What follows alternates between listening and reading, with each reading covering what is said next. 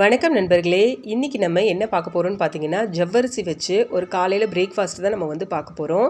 அது என்னென்னு பார்த்தீங்கன்னா, ஜவ்வரிசி சப்பாத்தி. வாங்க எப்படி பண்ணலான்னு பார்க்கலாம். ஃபஸ்ட்டு வந்து ஒரு கப் அளவுக்கு ஜவ்வரிசி எடுத்துக்கோங்க. அதை வந்து தண்ணியில் போட்டு ஒரு மணி நேரம் அளவுக்கு வந்து ஊற வச்சுருங்க.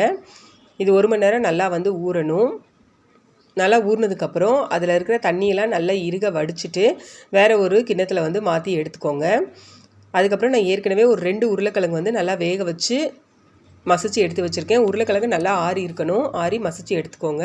அதுக்கப்புறம் ஒரு கேரட் வந்து நான் துருவி போட்டிருக்கேன். அப்புறம் பச்சை மிளகா காரத்துக்கு தகுந்த மாதிரி, அப்புறம் கொத்தமல்லி தழை, அப்புறம் ஒரு கைப்பிடி அளவுக்கு வேர்க்கடலை, அதையும் வந்து 1 பாதியாக அந்த மாதிரி நுணுக்குவோம் இல்லையா, அது மாதிரி நுணுக்கி அதுவும் போட்டிருக்கேன். அதுக்கப்புறம் ஜீரகம் 1 ஸ்பூன், அப்புறம் இந்த சப்பாத்திக்கு தேவையான அளவுக்கு உப்பு, அப்புறம் 2 ஸ்பூன் அளவுக்கு அரிசி மாவு போட்டிருக்கேன். அரிசி மாவு வந்து நீங்கள் திரும்ப தேவைப்பட்டால் கூட பிசையும் போது நீங்கள் வந்து சேர்த்துக்கலாம் இதை. அதுக்கப்புறம் உங்களுக்கு எந்த ஒரு வெஜிடபிள் திரும்ப உங்களுக்கு சேர்க்கணும் அப்படின்னு தோணுதோ அது கூட நீங்கள் இது கூட சேர்த்துக்கலாம். பீட்ரூட் கூட சேர்த்துக்கலாம், ரொம்ப நல்லாயிருக்கும். குடமிளகா சேர்த்துக்கலாம், அதுவும் ரொம்ப நல்லாயிருக்கும்.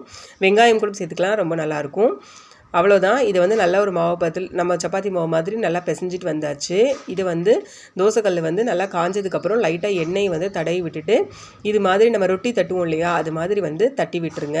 சிம்மில் வச்சு வேக விடுங்க. கீ இல்லைன்னா பட்டர் போட்டு வேக விடுங்க. அப்படி நீங்கள் தோசை தவாவில் போடலைன்னா கூட இதை சின்ன சின்னதாக டிக்கி மாதிரி உருட்டி கூட நீங்கள் எண்ணெயில் கூட டீப் ஃப்ரை பண்ணி எடுக்கலாம். அப்படி இல்லைன்னா பனியார் சட்டி இருக்கு இல்லையா, அதில் கூட லைட்டாக எண்ணெய் தடவி அதில் குட்டி குட்டி உருண்டையாக வச்சு கூட நீங்கள் பணியாரம் மாதிரி கூட செஞ்சு சாப்பிட்லாம், ரொம்ப நல்லாயிருக்கும்.